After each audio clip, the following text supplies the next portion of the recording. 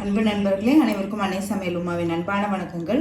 இன்னைக்கு அன்னை சமையலில் பார்க்க போகிறது பாசிப்பருப்பு பாயாசம். அரை கப் பாசிப்பருப்பு சேர்த்துக்கலாங்க.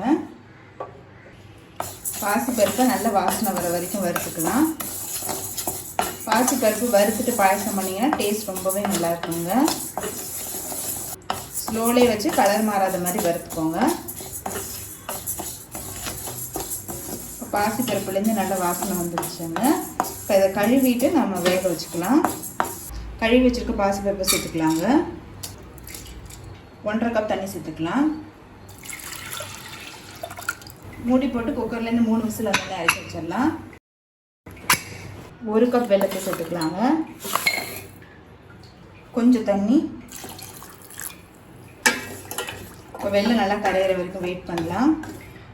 அரை கப் பாசி பருப்புக்கு நான் 1 கப் வெல்லம் போட்டிருக்கேங்க. நீங்கள் விருப்பப்பட்டீங்கன்னா 3/4 கப் வெல்லம் கூட போட்டுக்கலாம்.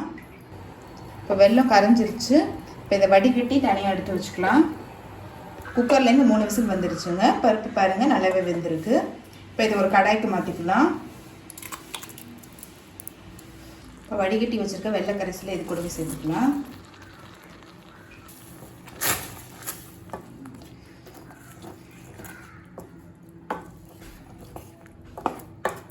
கொஞ்சம் ஏலக்காய் பொடி,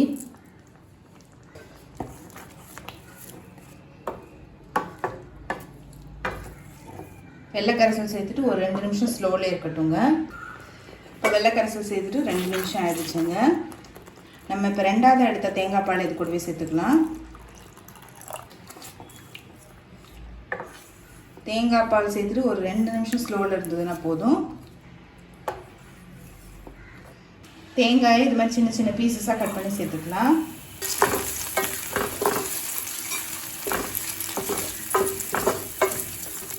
ஸ்லோலே வச்சு நல்லா கலர் மாற வரைக்கும் வறுத்துக்கலாங்க. கொஞ்சம் முந்திரி,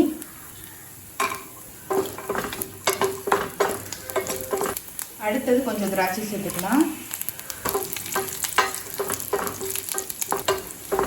எல்லாத்தையும் வறுத்தாச்சு. பாயாசத்தில் சேர்த்துடலாம். நம்ம வறுத்து வச்சுருக்க தேங்காய், முந்திரி, திராட்சை இது கூடவே சேர்த்துக்கலாம்.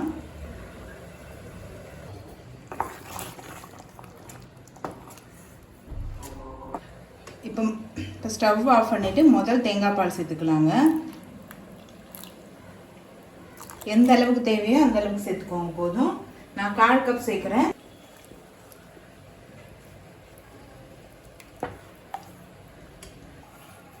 முதல் தேங்காய் பால் சேர்த்துட்டு இந்த கடாய் சூட்டில் ஒரு 2 நிமிஷம் வச்சுருந்தீங்கன்னா போதுங்க.